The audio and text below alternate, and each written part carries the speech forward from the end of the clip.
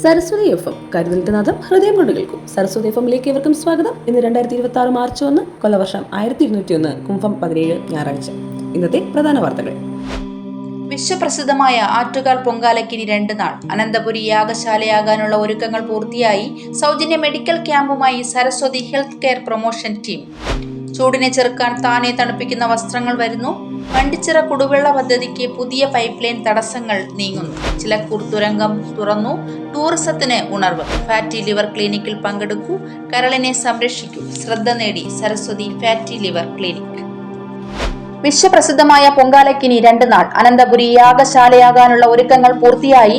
60 ടാങ്കറുകൾ കൂടി വാടകയ്ക്കെടുക്കും. മാലിന്യം നീക്കം ചെയ്യാൻ 3000 തൊഴിലാളികൾ. പൊങ്കാലക്കല്ലുകൾ വീട് വയ്ക്കാൻ നൽകും. മാർച്ച് 3 നടക്കുന്ന ആറ്റുകാൽ പൊങ്കാലയോടനുബന്ധിച്ച് ജലവിതരണം സംബന്ധിച്ച ആവശ്യങ്ങൾക്ക് ജനങ്ങൾക്ക് ബന്ധപ്പെടുന്നതിന് വാട്ടർ അതോറിറ്റി കൺട്രോൾ റൂം തുറന്നു. Phone number 9188127947. ആറ്റുകാൽ ക്ഷേത്ര സന്നിധിയിൽ സരസ്വതി ആശുപത്രിയുടെ സൗജന്യ മെഡിക്കൽ ക്യാമ്പ് 7 ദിനങ്ങളായി നടന്നുവരുന്നു. സരസ്വതി ഹെൽത്ത് കെയർ പ്രൊമോഷൻസ് സംഘടിപ്പിച്ച മെഡിക്കൽ ക്യാമ്പ് ഡോക്ടർ ആരതി നേതൃത്വം നൽകി. ആറ്റുകാൽ അമ്മയ്ക്ക് പ്രണാമങ്ങളോടെ Saraswati hospital team.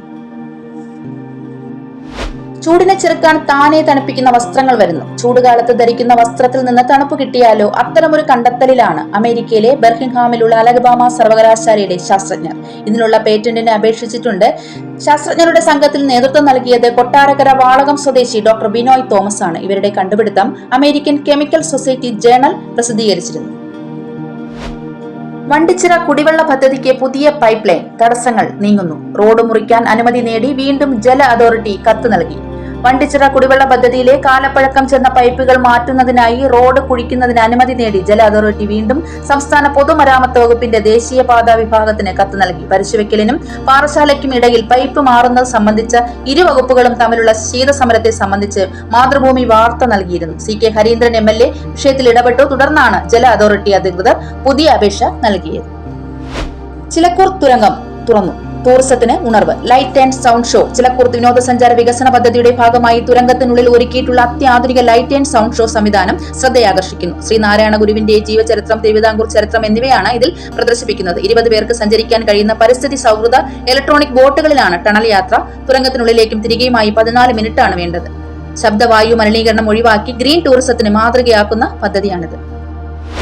Fatty liver ക്ലിനിക്കിൽ പങ്കെടുക്കൂ, കരളിനെ സംരക്ഷിക്കൂ. ശ്രദ്ധ നേടി Saraswati fatty liver clinic. Saraswati fatty liver ക്ലിനിക്കിൽ പങ്കെടുക്കാം. വൈകുന്നതിന് മുമ്പ് കരളിനെ സംരക്ഷിക്കാം. പ്രമേഹ രോഗികൾ, അമിതവണ്ണമുള്ളവർ, കൊളസ്ട്രോൾ കൂടുതലുള്ളവർ, PCOD ഉള്ള സ്ത്രീകൾ, മദ്യപാനമുള്ളവർ, ലിവർ ടെസ്റ്റ് റിപ്പോർട്ടിൽ വ്യതിയാനങ്ങൾ കണ്ടെത്തിയവർ. ശ്രദ്ധിക്കുക. കൂടുതൽ വിവരങ്ങൾക്ക് വിളിക്കൂ 0471220189 9495472598. കൗതുക വാർത്തകൾ. ക്ഷേത്രമുറ്റത്ത് സമൂഹ നോമ്പുതുറയ്ക്ക് വേദിയൊരുക്കി. അരവത്ത് മട്ടങ്ങാനം കഴകം പൂമ്പാണംകുഴി ക്ഷേത്രം. പൂമ്പാണം UAE കമ്മിറ്റിയുടെ നേതൃത്വത്തിലാണ് നോമ്പുതുറയ്ക്ക് വേദിയൊരുക്കിയത്. റംസാൻ വ്രതാനുഷ്ഠാനമുള്ളതിനാൽ പുനഃപ്രതിഷ്ഠാ ഉത്സവത്തിന്റെ അന്നദാനം ആ പരിസരത്ത് താമസിച്ചിരുന്ന മുസ്ലിം മതവിശ്വാസികൾക്ക് സാധിച്ചിരുന്നില്ല. അതിന് പരിഹാരമായാണ് ക്ഷേത്ര കമ്മിറ്റി സമൂഹ നോമ്പുതുറ ഒരുക്കിയത്. നാളത്തെ പ്രധാന OP വിവരം. സർജൻ ഡോക്ടർ SK അജയ്കുമാർ രാവിലെ 9 മുതൽ 12 വരെ. Surgical gastro enterology doctor Avinash Krishnan രാവിലെ 10 മുതൽ 12 വരെ. ഉച്ചകഴിഞ്ഞ് 2 മുതൽ 4 വരെ. Medical gastroenterology doctor Ajith K Nair ഉച്ചയ്ക്ക് 2 മുതൽ 3:30 വരെ. ഡോക്ടർ അരുൺ CS രാവിലെ 9 മുതൽ 3 വരെ. കൂടുതൽ വിവരങ്ങൾക്കും അപ്പോയിന്റ്മെന്റ്സിനും വിളിക്കൂ 9495472598 അല്ലെങ്കിൽ 0471220198. പ്രിയമുള്ളവരെ, ഇന്നത്തെ ആരോഗ്യമുത്തുകളിൽ നമ്മൾ സംസാരിക്കുന്ന വിഷയം ഹെർണിയ അഥവാ കുടലിറക്കം എന്ന അവസ്ഥയെക്കുറിച്ചാണ്. വയറിനുള്ളിലെ അവയവങ്ങൾ പുറത്തേക്ക് പൂർണ്ണമായോ ഭാഗികമായോ തള്ളി വരുന്ന അവസ്ഥയാണ് ഹെർണിയ. സാധാരണഗതിയിൽ വൻകുടൽ, ചെറുകുടൽ, യൂറിനറി ബ്ലാഡർ തുടങ്ങിയ അവയവങ്ങൾ വയറിന്റെ ഭിത്തി കൊണ്ട് സുരക്ഷിതമായി സംരക്ഷിക്കപ്പെട്ടിരിക്കുന്നവയാണ്. എന്നാൽ ചിലപ്പോൾ ആ മസിലുകളുടെ ബലക്കുറവോ നേരത്തെ ഓപ്പറേഷൻ ചെയ്ത ഭാഗത്ത് മുറിവുകൾ, തുന്നൽ വിട്ടുപോയി ബലം കുറയുകയോ മറ്റോ ചെയ്യുമ്പോൾ ഇവ വയറിനുള്ളിൽ തന്നെ ഇരിക്കാതെ ഭിത്തിയിലെ ഈ വിടവിലൂടെ പുറത്തേക്ക് വരുന്നു. എന്താണ് ഹെർണിയയുടെ ലക്ഷണങ്ങളെന്ന് നോക്കാം. ഇടുപ്പിൽ ഉണ്ടാകുന്ന ഇൻഗ്വൈനൽ ഹെർണിയയാണ് ഏറ്റവും സാധാരണമായി വരുന്ന ഹെർണിയ. ഇടുപ്പ് ഭാഗത്ത് വേദന, കഴപ്പ്, ഒരു മുഴ പ്രത്യക്ഷപ്പെടുക, എന്നിവയാണ് ഹെർണിയയുടെ ലക്ഷണങ്ങൾ.